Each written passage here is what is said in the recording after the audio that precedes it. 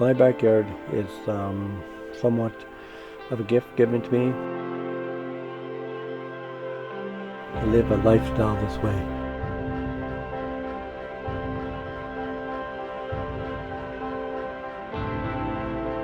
I was born here in the Yukon, born in the Whitehorse General Hospital, the old General Hospital, 68, December 29th, and I've lived here ever since then. My life has been up and down like yo-yos. Just basic day-to-day life for me was doctors trying to figure out if I'm on mentally or physically all there. People don't understand that a disability person who has an FAS problem, you can do a lot more than you think.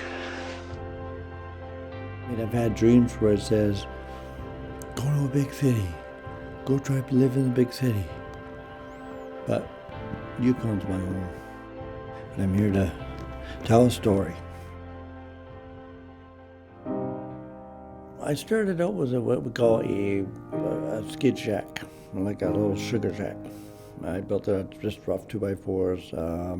I found some trees, had a nice design to it. It wasn't fancy, it wasn't over fancy at the time. I didn't have a lot of money. When I was starting out younger, my life, I didn't have a lot of money to play with. So I worked with what I had on hand, and I took it and I built a little shack out in the bush. It kept me warm. It was somewhere to go. If I get it through my mind that I'm going to build a cabin at particular design, and that I can build it from the ground zero of what I have around me. My life was starting to go up and down like a yo-yo again, so I decided, well, if option depends, it's opening up. I'd like to get in. I live in a place called OFI. OFI has been real supportive of me.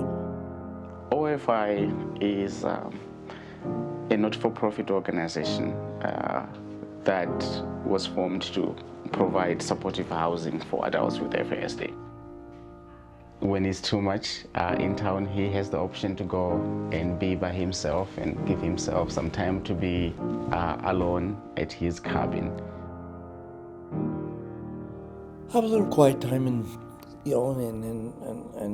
listen to the birds, listen to the bees, light a fire at the cabin, relax, forget about everything in town. Then when he's feeling refreshed, he can come back to OFI and be with the rest of the population.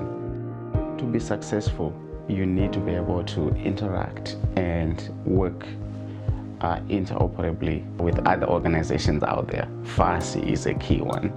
This is a man who, he might have his challenges in life, but he certainly has a lot of strengths. And one of them is that he's not shy to pursue his own dreams and goals.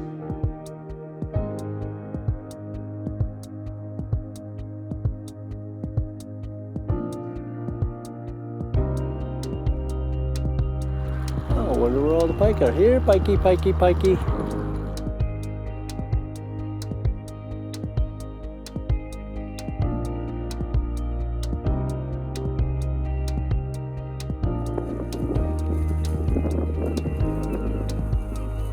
That's called catching a pike.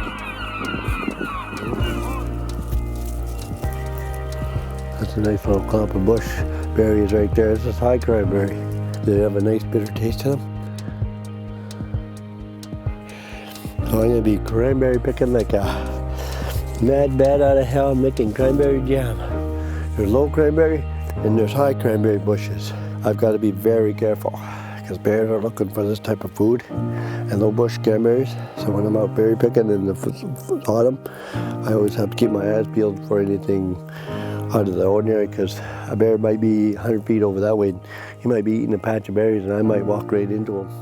And all the time of labor is right here, and I've got jam for the winter, so. Mother Nature gave me a gift, and this is my gift.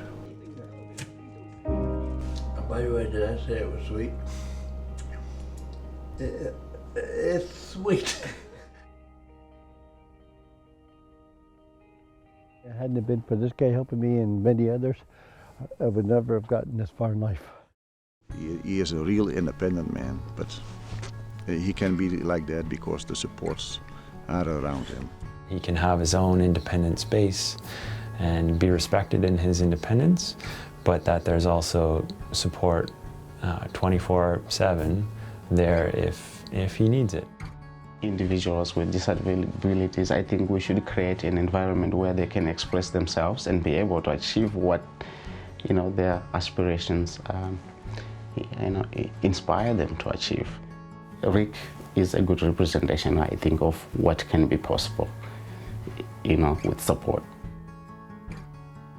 Because I have a wider span, I'm going to have to put what we call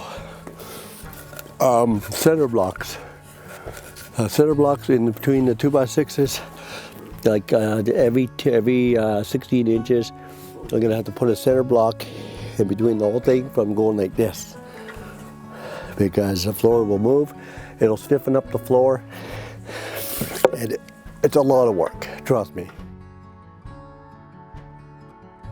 But this is our project for the rest of the summer, and I'm always keeping busy. There's never a dull moment out here in the bush. I have to work for all this. I have to go out and make a whole lot of money to make this happen. I have to borrow people's trucks, I have to borrow people, and I have to use their time and labor, and it's just, getting ready for winter, because winter's just around the corner. There's a new addition adding on to the cabin. That's why we got Doug out here today, because Doug, he's willing to help us. The clouds are looking a little grayish, and Doug's probably wondering, where the hell is my boys? You guys coming to work, or are you guys gonna sit around?